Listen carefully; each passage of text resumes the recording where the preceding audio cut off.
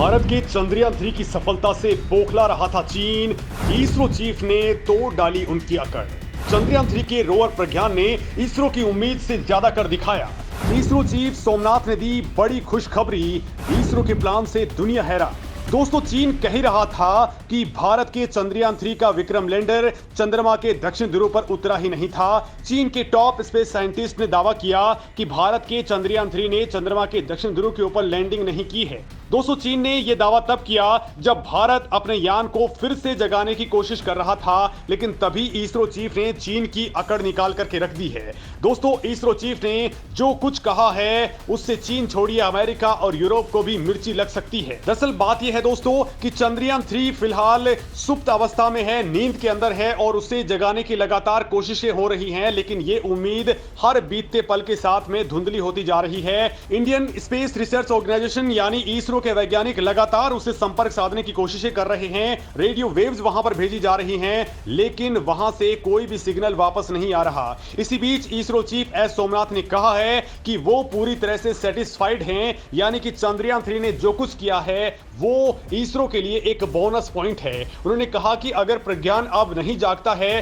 तो भी ठीक है, कोई दिक्कत वाला मामला नहीं है। भारत ने 23 अगस्त की शाम को चंद्रमा के दक्षिण ध्रुव पर सफल लैंडिंग कर ली है और इसी के साथ भारत वहां पर उतरने वाला पहला देश और चांद पर कदम रखने वाला चौथा देश बन चुका है। प्रज्ञान रोवर ने चांद के दक्षिण ध्रुव पर खूब चहलकदमी की है और काफी सारा डेटा इसरो को भेजा है, लेकिन चंद्रमा के ऊपर रात होने की वजह से विक्रम लैंडर और प्रज्ञान रोवर को स्लीप मोड में डाल दिया गया था।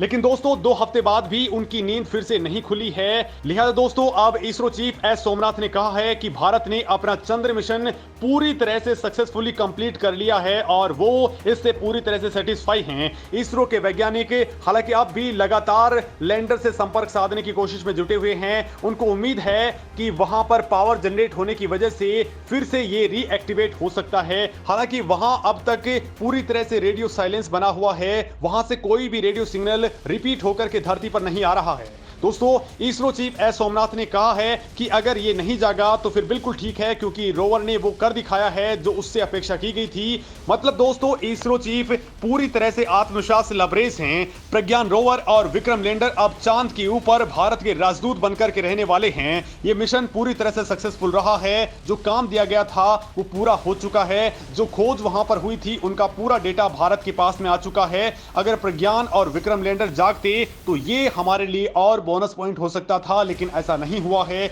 लेकिन इससे इसरो बिल्कुल भी निराश नहीं है, क्योंकि दोस्तों अब इसरो ने जो ऐलान किया है वो सबके होश उड़ाने वाला है। दोस्तों, सूरज की स्टडी करने के लिए Bharat Aditya L1 mission launch कर चुका है। जापान के साथ मिलकर के भारत अब एक और नया मून मिशन लॉन्च करने वाला है और वो होगा चंद्रयान-4, जिसको लेकर के पूरी प्लानिंग्स हो चुकी हैं। जापान के वैज्ञानिक इसरो के दफ्तर में डेरा जमा चुके हैं और लगातार इसके ऊपर काम हो रहा है। वहीं दोस्तों, शुक्र ग्रह के रहस्यों को जानने के लिए भारत नवंबर महीने के अंदर एक बड़ा मिशन लॉन्च करने वाला है। इसके साथ ही भारत कम बजट में सैटेलाइट लॉन्च करने का एक्सपर्ट बन चुका है और इसके लिए एक और रॉकेट का प्रक्षेपण किया जाना है।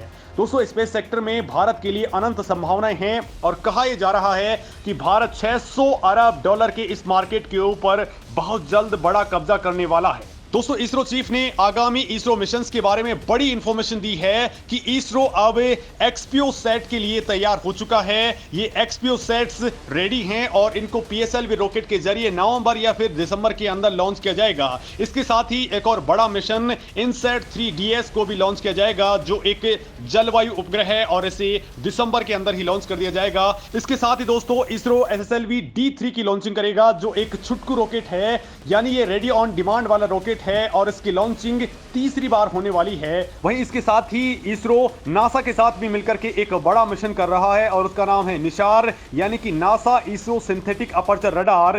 दोस्तों, इसको लेकर के अब इसरो पूरी तरह आशान्वित हो चुका है और ये इसी साल के अंदर या फिर अगले साल के शुरुआत में लॉन्च हो सकता है। मतलब दोस्तों, अब इसरो का असली धूम धड़ाका स्टार्ट हो चुका है। इसी चीज से चीन बौखला रहा है और उसने चंद्रयान-3 के ऊपर ही सवाल खड़े करना शुरू कर दिया है, लेकिन इसरो ने उनकी बोलती बंद कर दी है, क्योंकि भारत के पास में इस मामले में पूरा ऑथेंटिक रिकॉर्ड है। वहीं दोस्तों नासा भी इस मामले में भारत का ही सपोर्ट कर रहा है, तो वहीं यूरोपीय स्पेस एजेंसी भी भारत के दावे को बिल्कुल भी दरकिनार नहीं कर रही है। मतलब दोस्तों चीन ने जो सवाल खड़े किए हैं उससे पूरी दुनिया भाव तक नहीं दे रही है।